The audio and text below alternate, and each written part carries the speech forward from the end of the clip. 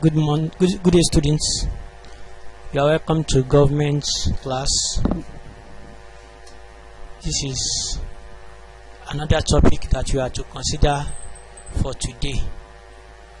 So the topic is the 1979 Republican Constitution in Nigeria. The 1979 Republican Constitution in Nigeria. So that is our topic for today.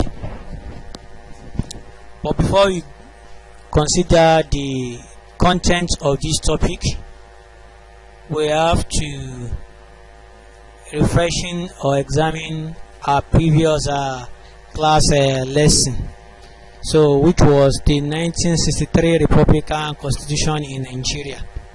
Don't forget that after the Independence Constitution, we had the 1963 Republican Constitution in Nigeria, so which was the constitution that brought in the Nigerians as the representative in the administration of governance in the country. So where we had Sir Tafawa Balewa as the real executive prime minister, then we had Dr. Nnamdi Azikiwe as the president or ceremonial head of state in Nigeria. So don't forget that in that constitution it provided for what we call parliamentary system of government or cabinet system of government. So don't forget that. That is why we had two heads in the federal executive. Then another thing I want to remind us concerning the constitution is that constitution was home-made or home-designed constitution. That is, it involved the Nigerian Parliament to look into the details of that of the provisions we had in that constitution. So whereby the British Parliament was not included in the designing of that constitution. Then don't forget that we talk about other features like the Queen of England ceased to be the ceremonial head of state, where we had a Nigerian citizen as the ceremonial head of state. So then don't forget that the constitution also addressed the issue of the creation of regions, that is the creation of the Midwestern Western region and others like that. Then we talk about the advantages and the disadvantages of this constitution. So don't forget that. So today we are going to consider the 1979 Republican Constitution, as I said earlier. So the 1979 Republican Constitution, as I said earlier. Now, in the introduction of the Republican Constitution of 1979 in Nigeria, we had this brief explanation which says after the military took over the governance in 1966, the 1963 Republican Constitution was set aside. Attempts were made to draft a new constitution for Nigeria, but no outcome. So it was Muritala Obasanjo regime which came in 1975 that established 49-member constitution drafting committee chaired by F.R.A. Williams. The constitution completed in 1976 and reviewed by a 230-member. The Constituent Assembly headed by Justice Udo Udoma from 1977 to 1978. The Supreme Military Council carried out final amendments and promulgated the new constitution into a decree to come into effect from October 1, 1979. Now let's explain the contents. Now, from the first paragraph here, the military took over the governance in 1963 from the civilian government we had in 1963. That was the administration of Sir Tafawa Balewa and the Dr. Nnamdi Azikiwe in the administration of the government of the country. So in that 1966, a coup was plotted by the man called Izego Chukwuma Kaduna. Isego Chukuma Kaduna was the one who plotted the coup, and the coup was successful. Then it eliminated the Alhaji Sir Tafawa Balewa and others that formed the government then. So the remnants of that the remnants of the governance was taken over by the man called Aguiyi Ironsi in that 1966. It was not Chukuma Isego Kaduna that actually took control in that 1966, but it was another military man known as Aguiyi Ironsi. And we could recall in our previous classes we had looked at the various military administration we had in Nigeria right from 1966 up to 1999, and we talked about that. And I can still remember that we talked about various civilian governments we had as well. So, and I know that is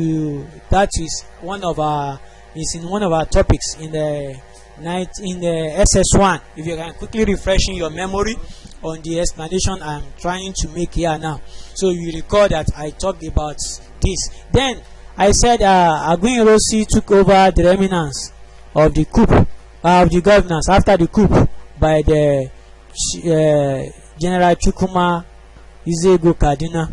So, and he also ruled for a very short period before another coup was even plotted again. It was a counter coup.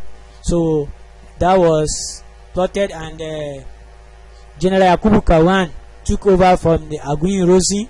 So, and that coup also took away Aguiyi Ironsi from the governance. Then it eliminated him. So, and after that, another coup was plotted again, which eliminated Yakubu Gowon. Okay, which removed Yakubu Gowon from the administration. So that coup, the success of that coup brought in the Murtala Muhammed and Obasanjo, General Olusegun Obasanjo rather, General Murtala Muhammed and General Olusegun Obasanjo into the administration or into the governance in the country. So that is the beef of the history of the story about the military administration in Nigeria up to this period. But subsequently we will continue to talk further on them as we continue in our subsequent class. So don't forget that this we are just building on the initial or earlier knowledge we have gathered on military administration to facilitate the understanding of what we are going to do. If you can still remember very well, and if you cannot, you can still go back to your SS1 military SS1 notes to actually look into, to actually refresh your memory concerning that, so that you can be able to understand what I've said, the brief history better at these points. In the 1979 Constitution, we were talking about the leaders we had then. These are the pictures of those leaders we had then.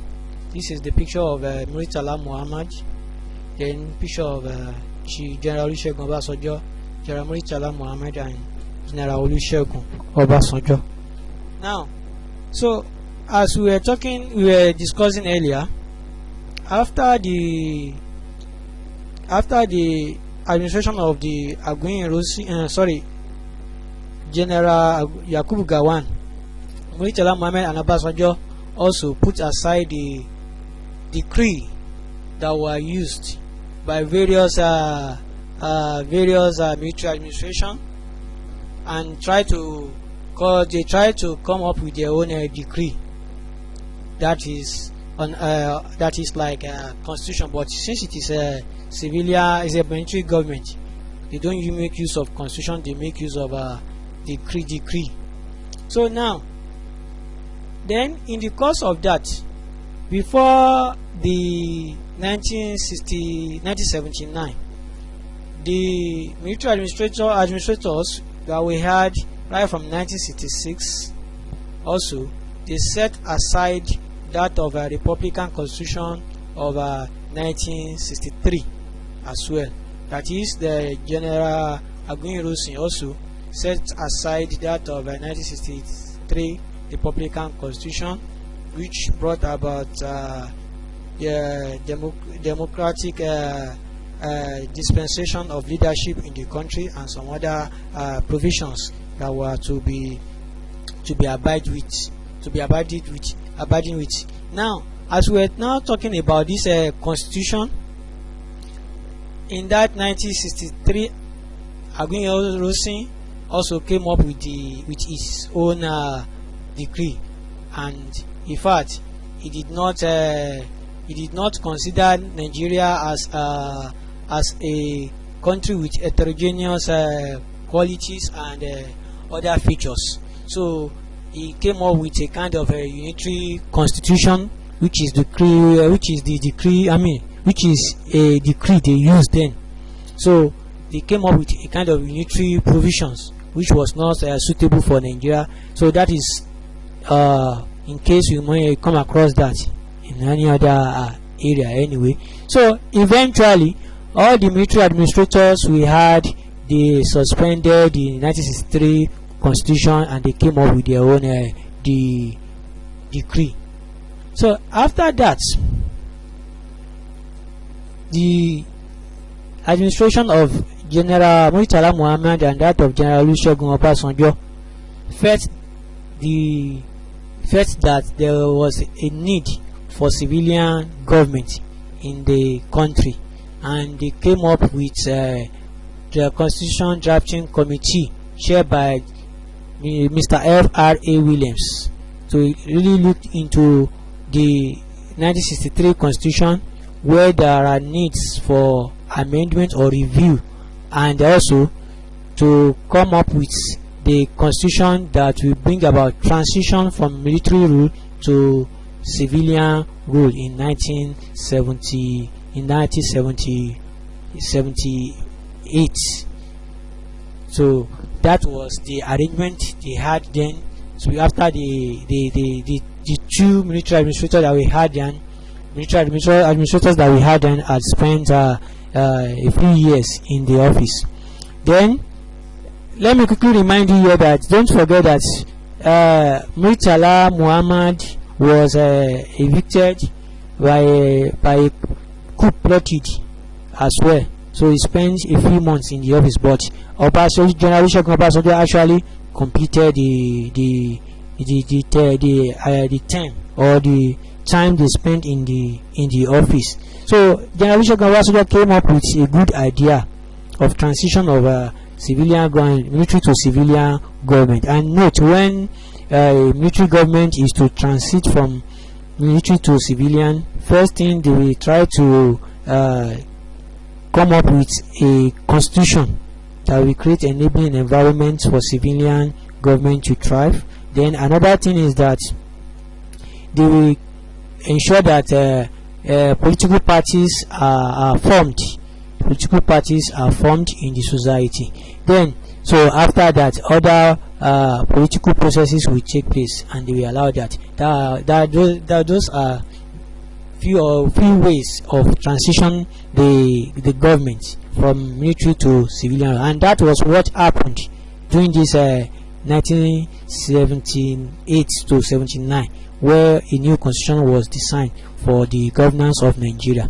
So then after that, we mentioned the committee of 230 members, where the assembly was headed by the Justice Udo Uduma from 1977 to 1978. So this constituent assembly were the ones that looked into the reviews made by the people, that were chaired by the Mr. F.R.A. Williams. Then also after that, there was the Supreme Military Council, which carried out a final amendment and promulgated of the new constitution. So what we are saying is that after the activities of these people we had mentioned earlier, it was a kind of military administration. So there was head of government or cabinet of head of government, which were in place, they will refer to as Supreme Military Council, though others may target other names based on their own beliefs. So here, during this administration, it was Supreme Military Council, it was head of the executive, it was a group of people that formed the executive committee, decision making people of the military administration in the 1976 to 1978. So those were the supreme decision maker in the military administration that we had then. And these people looked into the constitution, and eventually they made it a decree so that it could come to effect in October 1, 1979. So they started to implement it as a decree so because it is a kind of a military system of government, which we transit from that military to that civilian government. Then another thing I want us to take note is that when we talk about Republican Constitution, two elements must be noted here. One, it has to do with transition from the military to the civilian government. That's one. Then two, review of the constitution also. So those are the two elements that we discovered there. So review of constitution, and in the course of the reviewing the constitution, it will make provision for the rule to be able to elect their rulers, or those who will rule them in the country. So the two elements, this is how it is. So we have to take note of that, because when we begin to hear First Republic, Second Republic, Third Republic, Fourth Republic, so this is what we are talking about. And the elements are one, transition from military government to civilian government. Then two is that the new constitution will be provided, which will bring about the election of the people into the governors, or into the government offices, or the machinery of government. So let's take note of that. So that is that about the introduction. So the picture again, this picture of General Olusegun Obasanjo. Yes, is the same Chief Olusegun Obasanjo we had as a former president, civilian president. So this man is no more, General Murtala Muhammad. So he was no more. He was also killed in the coup plotted in 1975/76. So then let us now look at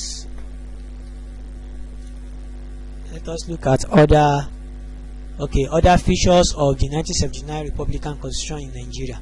So now, number one is that the Constitution introduced the position of an executive president, who will be head of state, that is the head of government, and the commander-in-chief of the armed forces.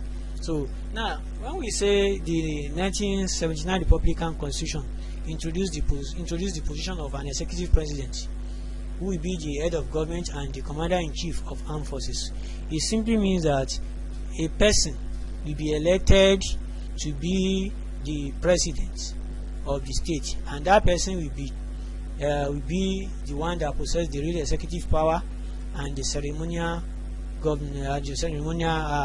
power, which is real governmental power and commander-in-chief of armed forces.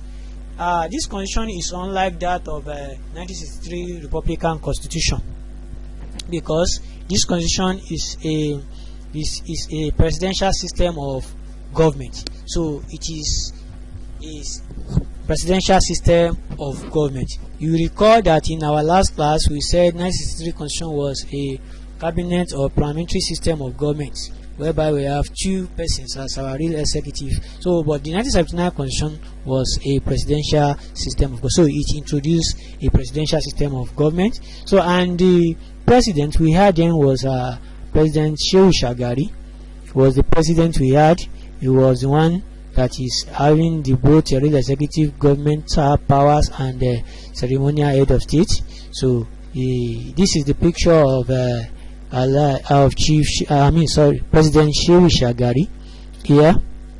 So he was the executive president of Nigeria in that 1979. Then another thing is that the president will be directly elected in a general election. So the constitution also made provision for the president to be directly elected in the general election. This is in contrast to that of a parliamentary system of government. You recall that in the parliamentary system of government, the prime minister was elected by the majority of the legislature in the house, and as well the president, the ceremonial head of state, that Dr. Nnamdi Azikiwe, he was also elected by the electoral college in the parliament as well, because of the kind of the provisions we had in that 1963 constitution. So but this one, it was a general election that brought in Alhaji Shehu Shagari, although the election that brought him also to some extent brought about disagreement because of the kind of electoral system or the electoral process that was in place as at that time.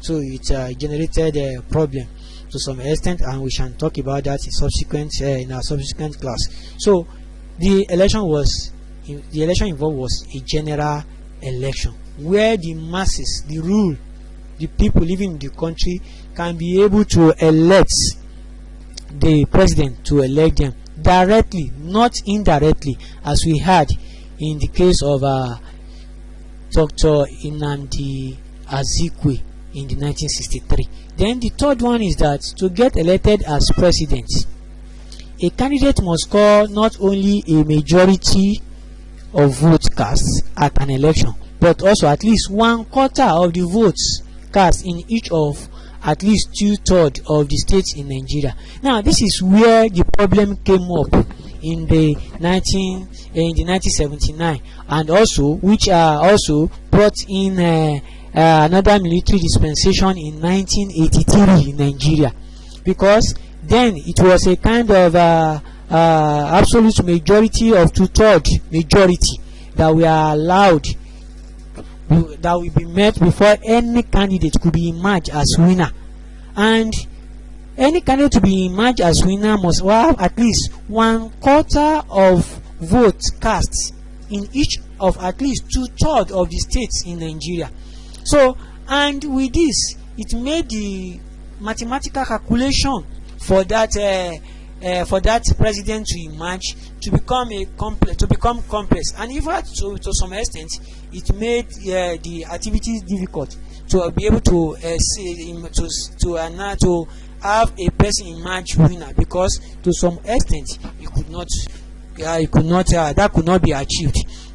And also that same problem lingered till 1983, which brought in another military administrator in Nigeria. So subsequently we are going to look at that as we continue with our constitutional development part of government. Then, so what you have to understand here is just that majority to get is just that the president elected into the office of the president was expected to score a majority votes cast in an election, but also at least 1/4 of the votes cast in each of the 2/3 of the states in Nigeria. Then the fourth one is that the president and the governors should have running mates. That is vice president and the deputy governor. So all we are saying here is that for the president and the governor to come out as aspirants, they must have their running mates, and their running mates as the vice president or the governor, deputy governor, by them, before they could be able to come out. And that same practice is what we are still holding on to now in Nigeria. So before any candidate could just come out, unlike that of 1963 constitution, which wasn't like that. Then another feature is that the tenure of the president governor and the legislature was fixed at 4 years.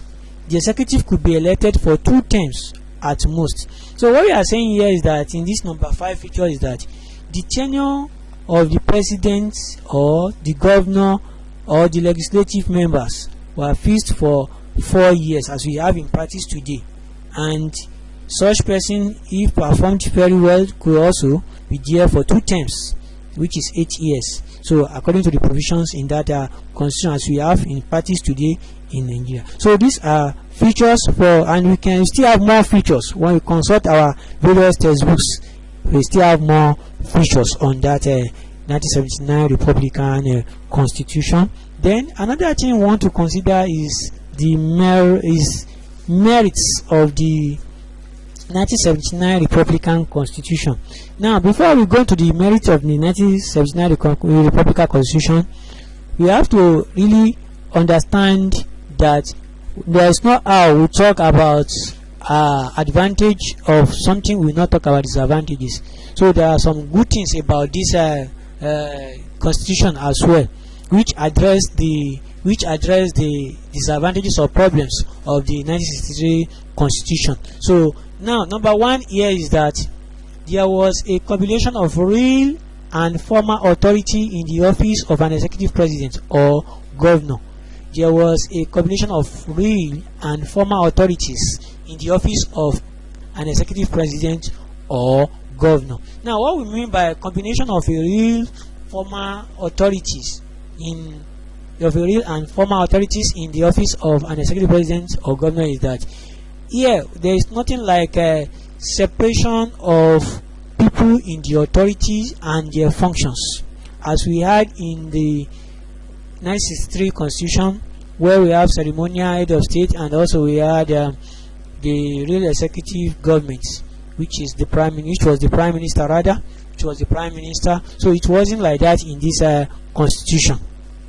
So the office of the president, there is only one person saddled with all the functions and responsibilities of the president in the country, or as the head of government in the country. So we had only President Shehu Shagari as the one combining the real and formal authorities in the office as an executive president in Nigeria, and the same is applicable to all the states, all the state governors as well. So there was nothing like separation of personnel and functions. No, it was combined in this 1979 Republican Constitution. Then the second one is that the presidents and the governors were elected for a fixed term.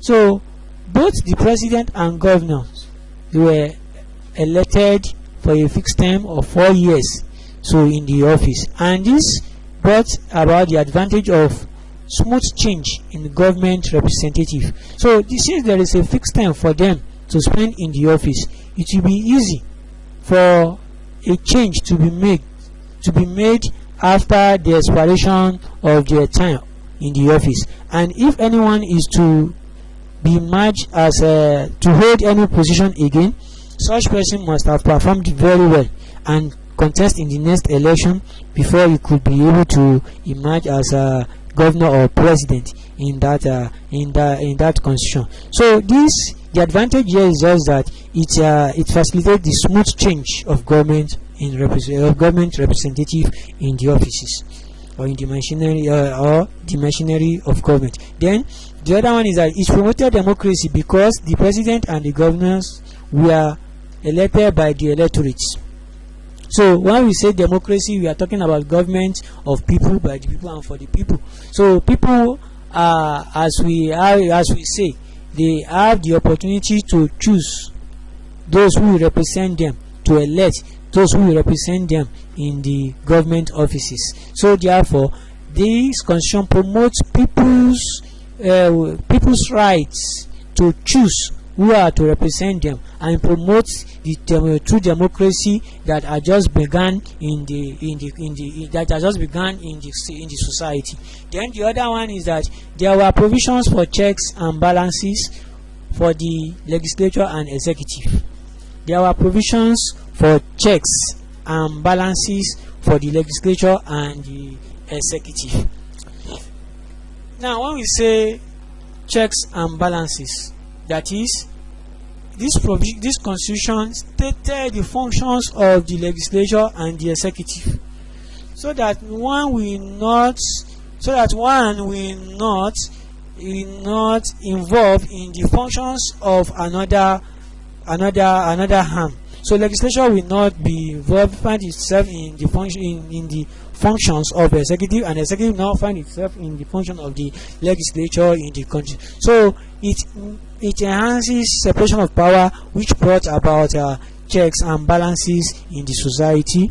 Then another thing is that, which is number 5 here, is there was a clear definition of functions and interrelationship of the 3 arms of government. So the constitution stated clearly the functions of the 3 arms of government as they interrelate in their functions, so that at the end of the day it will not bring about disagreement among the 3 arms of government. So it stated clearly their functions and their interrelationships, where they are to come together to make decisions for the good governance of the society. Then we now move to the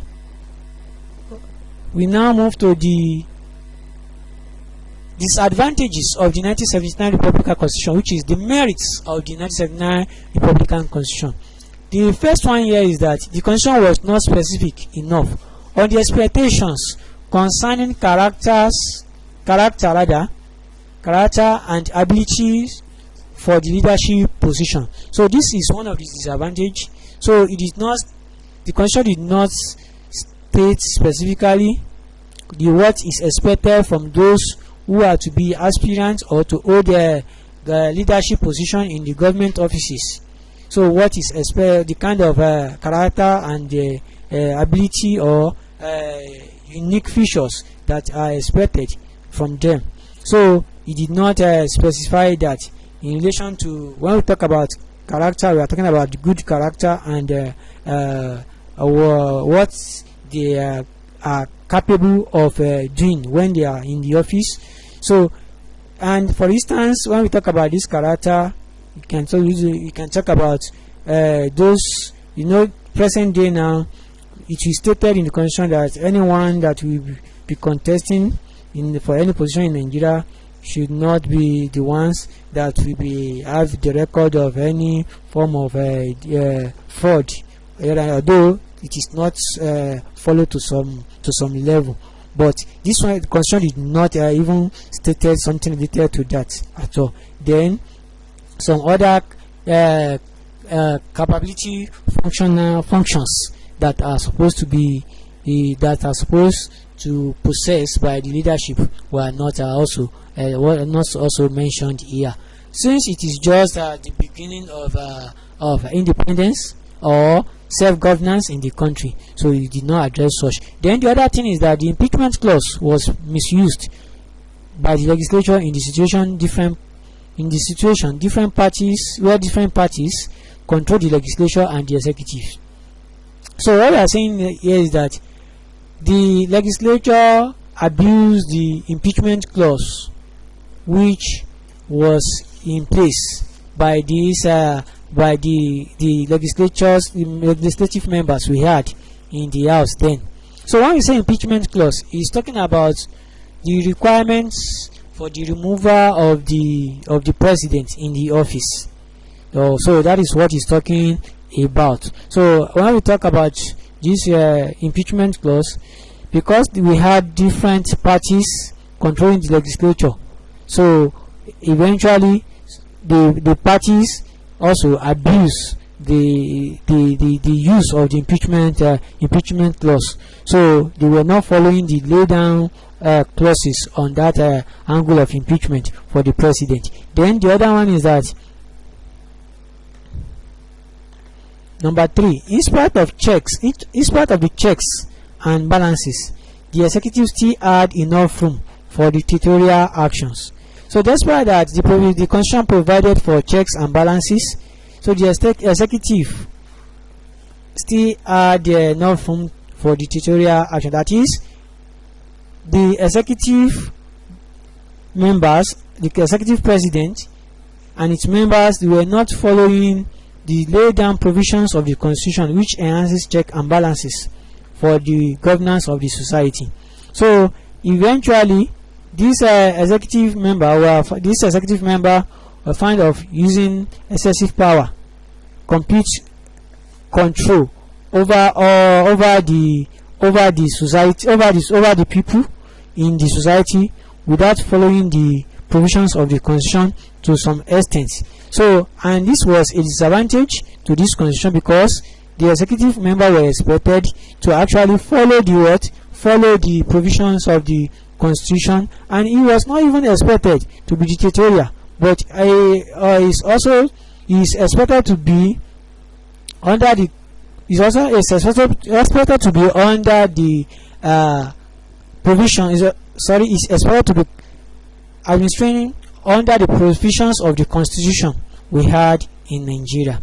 So that constitution was not promoting what we call constitutionalism in the country to some extent, because we still have the president being dictatorial in his action. Then the other one is that the constitution encouraged a winner takes all situation. There was little room for consensus, which led to bitter rivalry rivalries and instability among the people. Now, when we talk about the 1979 constitution, it encouraged those who emerged as winner to occupy all the political leadership positions in the country, which eventually brought about rivalries and instability in the political administration of the state. Now, for instance, the two-third majority used then. So only those who are able to meet the two-third majority could be able to emerge as winner into various offices, and it gave no room for any other party to also have access into that office, because it's two-third majority they were used in such arrangement. And this brought about what we call winner takes all,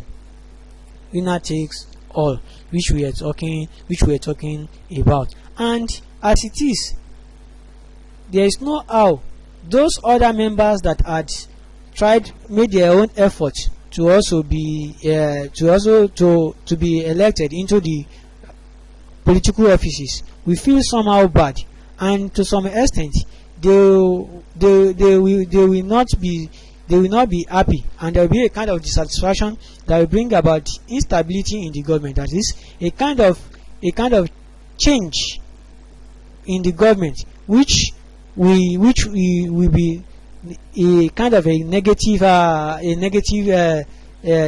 consequence on the part of administration or better governance of the society. Just take for instance, in our present day now, it is not possible for a particular party to take it all in all the 36 states, and as well at the federal level. So if we consider the legislature now, we can at least still have the two major domineering parties in the office, and probably at the state and local level we still have some more than that political parties in the. So that gives room for other political parties also to at least have access to the governance of the society. Although to some extent we have not it's not as if there is no bitter rivalry or cause for instability as it were today, but as it were then, it is still the same as today. But unlike then, that political offices was somehow challenging, and there was always a need for incessant instability in the political administration. So let's take note of that. Winners take all situation is encouraged, and it leads to it led to the bitter rivalry and instability in the political administration. So there was no room for consensus at all. So let's take note on that. Then this is just a diagram on the ballot box used for electoral process. Then after that we have this as our assignments, so which is here to really work on. But don't forget that for today we have just discussed on 1979 Republican Constitution in Nigeria. We have looked at the brief history of how the Constitution came about. Then we talked about the features of the Constitution, and as well as the merits of that Constitution. Then the demerits of the Constitution. So this is where we are going to stop for today. So we are going to stop here for today. So we shall meet in our interactive class. Stay safe and God bless you.